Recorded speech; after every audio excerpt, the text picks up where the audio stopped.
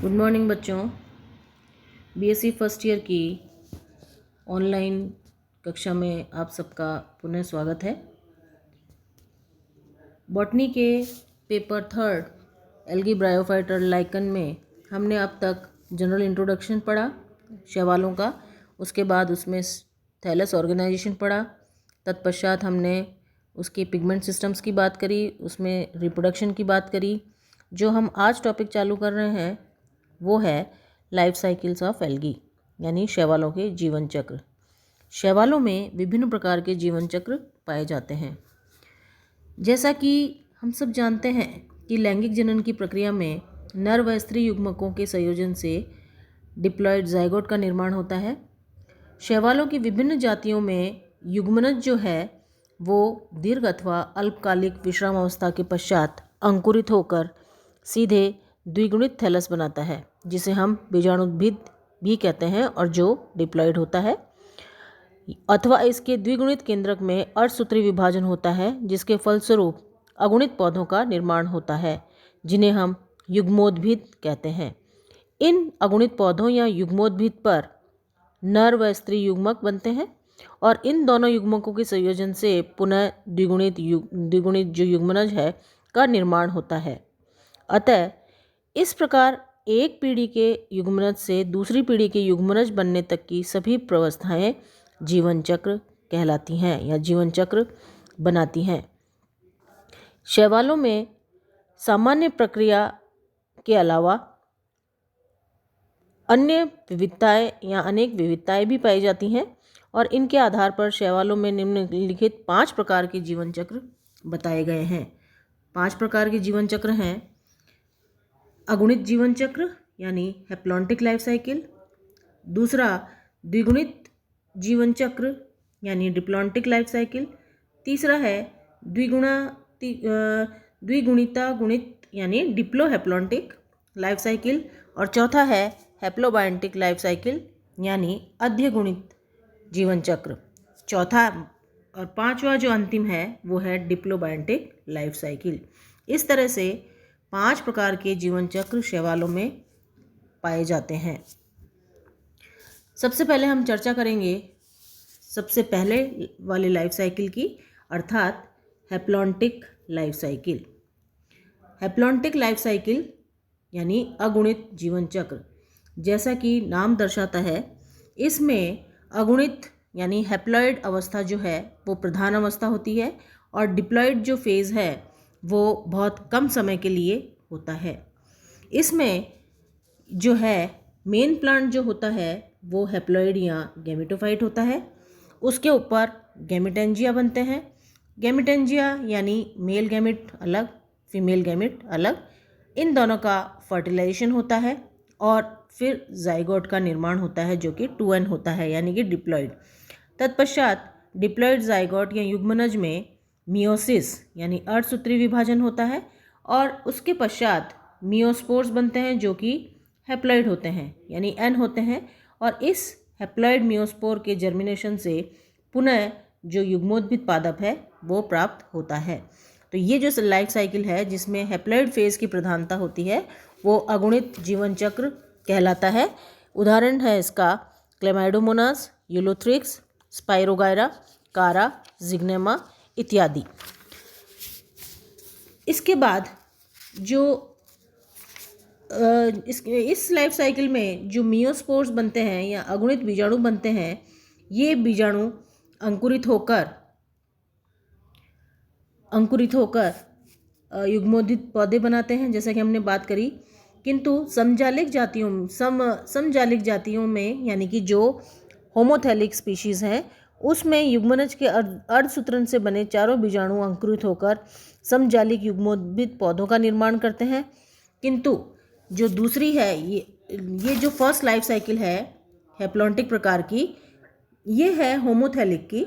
इसमें चारों जो मियोस्पोर्स हैं यानी मियोसिस उपरांत 4 स्पोर्स बने जो कि हैप्लॉइड हैं, ये चारों एक समान ही हैं और ये जर्मिनेट करके गैमेटोफाइट बनाएंगे, यानी कि पृथक से मेल गैमेटोफाइट या पृथक से फीमेल गैमेटोफाइट नहीं बनता।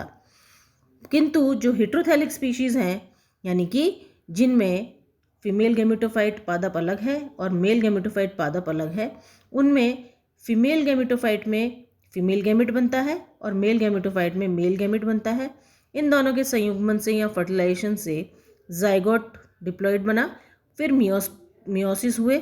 मियोसिस होने के तत्पश्चात 4 स्पोर्स बने, जिसमें से 2 फीमेल गैमेटोफाइट को जर्मिनेशन उपरांत जन्म देंगे और जो 2 हैं वो जर्मिनेशन के पश्चात मेल गैमेटोफाइट बनाएंगे। अर्थात मियोसिस उपरांत बने स्पोर्स, 4 बने स्पोर्स 2 फीमेल गैमेटोफाइट को जन्म देंगे और 2 मेल गैमेटोफाइट को जन्म देंगे। तो ये जो थी लाइफ साइकिल वो है हेट्रोथैलिक स्पीशीज़ में, और जिसमें एक ही गैमेटोफाइट, एक तरह का ही गैमेटोफाइट बने और उसी पे मेल फीमेल दोनों बने, तो वो स्पीशीज़ कहलाती हैं होमोथैलिक स्पीशीज़। तो इस तरह का हमने देखा यूलोथ्रिक्स, कारा, स्पाइरोगायरा, क्लेमाइडोमोनाज इत्यादि में। इसमें जैसा कि हमने बताया हैप्लॉइड फेज़ की प्रधानता होती है। अब हम चर्चा करते हैं दूसरी लाइफ साइकिल की, जो है डिप्लॉन्टिक लाइफ साइकिल। जैसा कि नाम दर्शा रहा है, इसमें जो डिप्लॉइड फेज़ है वो अधिक समय के लिए है और जो हैप्लॉइड फेज़ है वो कम समय के लिए है। तो डिप्लॉइड फेज़ इसमें प्रोमिनेंट है, हैप्लॉइड फेज़ इसमें प्रोमिनेंट नहीं है, यानी अल्पावस्था का है। ये जो है डिप्लॉन्टिक लाइफ साइकिल, ये साइफोनेल्स गण के कुछ सदस्यों में, भूरे शैवालों, फ्यूकेल्स गण में तथा बेसिलियोफाइसी के डायटम्स में पाया जाता है। इस जीवन चक्र की प्रमुख विशेषता ये है कि इसमें दीर्घकालीन द्विगुणित प्रवस्था है, जैसा कि हमने इसमें बात करी। अब हम बात करते हैं तीसरे प्रकार के लाइफ साइकिल की, जो है डिप्लोहैप्लॉन्टिक लाइफ साइकिल। जो डिप्लोहैप्लॉन्टिक लाइफ साइकिल है, इसमें सुविकसित या मुक्त जीवी जो है गैमेटोफाइट व स्पोरोफाइट दोनों थैलस बनते हैं, यानी गैमेटोफाइट जो थैलस होगा वो N और जो स्पोरोफिटिक थैलस होगा वो 2N बनता है। तो यानी इसमें सुस्पष्ट हैप्लॉइड अवस्था भी है और सुस्पष्ट डिप्लॉइड अवस्था भी पाई जाती है। अगुणित व द्विगुणित थैलस की बाह्य आकृति के आधार पर इस प्रकार के जीवन चक्र को निम्न 2 प्रकार में बांटा गया है, या निम्न 2 प्रकार के ये जीवन चक्र हो सकते हैं। पहला है समाकृतिक द्विगुणता गुणित जीवन चक्र, यानी आइसोमॉर्फिक डिप्लोहैप्लॉन्टिक लाइफ साइकिल।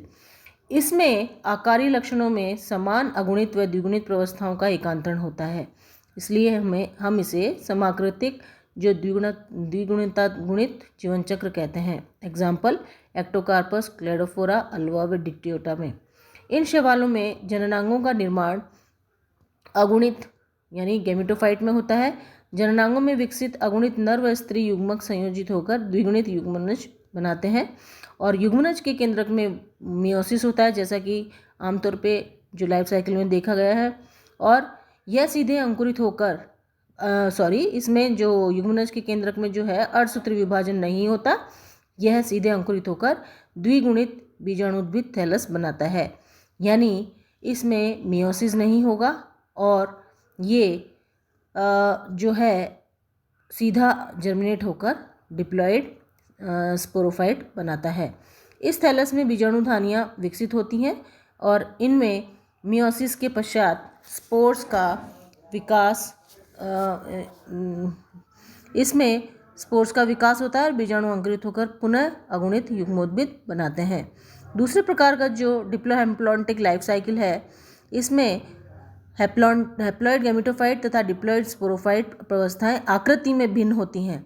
अंतर यह है कि जो हमने पहला समाकृतिक पढ़ा उसमें हैप्लॉइड प्लांट, हैप्लॉइड थैलस और डिप्लॉइड थैलस दोनों की आकृति समान है, किंतु ये जो है इसमें हैप्लॉइड और डिप्लॉइड थैलस विषम आकृति के होते हैं, यानी इनकी आकृति दोनों की डिफरेंट होती है।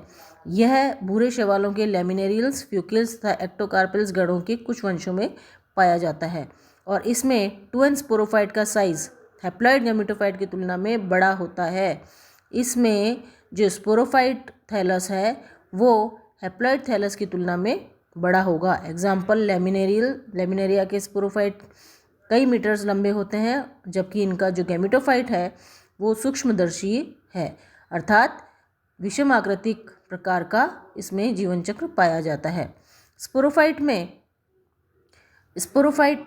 में बीजाणुधानियाँ विकसित हैं और इनमें मियोसिस के बाद स्पोर्स जर्मिनेट करने के स्पोर्स बनते हैं हैप्लॉइड, और स्पोर जर्मिनेट करके माइक्रोस्कोपिक गैमेटोफाइट बनाते हैं, और जिसमें इस गैमेटोफाइट में मेल व फीमेल गैमेट बनते हैं और वो पुनः फ्यूज़ करके 2n ज़ाइगोट बनाते हैं, और जो अंकुरित होकर बड़े आमाप का स्पोरोफाइट बनता है। तो यानी इसमें स्पोरोफाइट बड़ा होता है, गैमेटोफाइट बहुत छोटा होता है। अब हम चौथी प्रकार की लाइफ साइकिल की बात करें तो वो है हैप्लोबायोटिक लाइफ साइकिल। इस लाइफ साइकिल में गैमेटोफाइट प्लांट है मेन, जिसमें गैमेट्स बनते हैं और उनके संलयन से जाइगोट बनता है।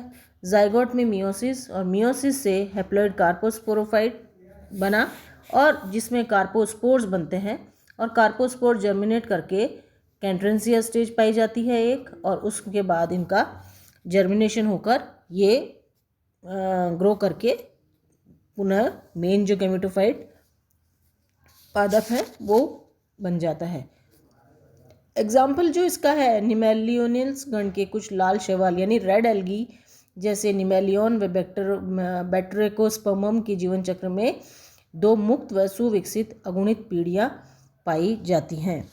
यानी कि इसमें इसकी मुख्य विशेषता ये है कि इसमें 2 मुक्त जीवी हैप्लॉइड जो स्टेज है वो इसमें पाई जाएंगी, अर्थात एक अवस्था इसमें हैप्लॉइड जो है वो गैमेटोफाइट है और एक अवस्था इसमें जो है कार्पोस्पोरोफाइट है। तो यानी कि 2 अगुणित प्रवस्थाओं के कारण इसे अद्विगुणित जीवन चक्र या द्विप्रवस्था में डायफेजिक भी कहलाता है। इसके बाद जो सबसे अंतिम है वो है डिप्लोबायोटिक लाइफ साइकिल, द्विगुणित जीवन चक्र। इसमें 3 प्रवस्थाएं अलग अलग पाई जाती हैं, अतः इसे ट्राइफेजिक भी कहते हैं। और यह रेड एल्गी में यानी पॉलीसाइफोनिया जो इसका है वो मुख्य उदाहरण है। पॉलीसाइफोनिया में मेल गैमेटोफाइट प्लांट अलग होता है, फीमेल गैमेटोफाइट प्लांट अलग है। मेल गैमेटोफाइट पर स्पर्मेटेंजिया बनते हैं और फीमेल पे कार्पोगोनिया बनते हैं। कार्पोगोनिया में एग और मेल में स्पर्मेटेंजिया में स्पर्म्स बनते हैं। फर्टिलाइजेशन उपरांत कार्पोस्पोरोफाइट यानी 2n प्लांट बनता है। तो जो मेन पादप है वो पहला गैमेटोफाइट और दूसरा कार्पोस्पोरोफाइट जो कि 2n है, और इसकी लाइफ साइकिल में जो तीसरा पादप मिलेगा वो है तीसरी स्टेज जो मिलेगी वो है टेट्रास्पोरोफाइट। तो फर्टिलाइजेशन उपरांत कार्पोस्पोरोफाइट बना जो कि 2n है यानी कि डिप्लॉइड है। अब कार्पोस्पोर्स बने कार्पोस्पोरोफाइट में और उनके जर्मिनेशन से बना टेट्रास्पोरोफाइट, यानी जो टेट्रास्पोरोफाइट है वो भी 2n होगा, कार्पोस्पोरोफाइट है वो भी 2n होगा, और जो गैमेटोफाइट है वो केवल n होगा। तो इसमें 3 प्रवस्थाएं हैं, गैमेटोफिटिक जो कि हैप्लॉइड है, कार्पोस्पोरोफाइट जो कि डिप्लॉइड है, और टेट्रास्पोरोफाइट जो कि डिप्लॉइड होंगी। तो इस तरह से ये 3 पीढ़ियाँ इसमें पाई जाती हैं, हैप्लॉइड गैमेटोफाइट, डिप्लॉइड कार्पोस्पोरोफाइट और डिप्लॉइड टेट्रास्पोरोफाइट। और इन 3 प्रवस्थाओं की उपस्थिति के कारण इस जीवन चक्र को ट्राइफेजिक भी कहते हैं। तो अतः जो अधिगुणित जीवन चक्र में अगुणित प्रवस्था केवल नर तथा स्त्री युग्मोद्भिद में परिलक्षित होती है, और इसमें पाई जाने वाली 2 द्विगुणित प्रवस्थाओं में से पहली प्रवस्था युग्मनज में परिलक्षित होती है जो विकसित होकर कार्पोस्पोरोफाइट का निर्माण करता है, और दूसरी द्विगुणित प्रवस्था चतुर्बीजाणुद्भिद यानी टेट्रास्पोरोफाइट में परिलक्षित होती है जो कार्पोस्पोर्स के अंकुरण से डेवलप होता है। जो टेट्रास्पोरोफाइट है वो अर्धसूत्री विभाजन द्वारा पुनः जो टेट्रास्पोरोफाइट है वो उसमें फिर मियोसिस हुआ और इससे ये n स्पोर्स बने, 2 मेल गैमेटोफाइट को जन्म देंगे और 2 फीमेल गैमेटोफाइट को जन्म देंगे। तो अर्थात ये जो है डिप्लोबायोटिक लाइफ साइकिल, इसमें 2 डिप्लॉयड प्रवस्थाएं हैं और 1 हैप्लॉयड प्रवस्था है। और चूंकि 3 इसमें मुक्तजीवी पीढ़ियाँ पाई जाती हैं, अतः इसे ट्राइफेजिक भी कहते हैं। इस प्रकार से जो एल्गी में है कुल 5 प्रकार की लाइफ साइकिल्स हमने डिस्कस करी, और इसके साथ ही शैवालों के लाइफ साइकिल का टॉपिक अब हम यहीं समाप्त करते हैं। अगले टर्न पे हम जो इसका नेक्स्ट टॉपिक है वो हम चालू करेंगे। धन्यवाद।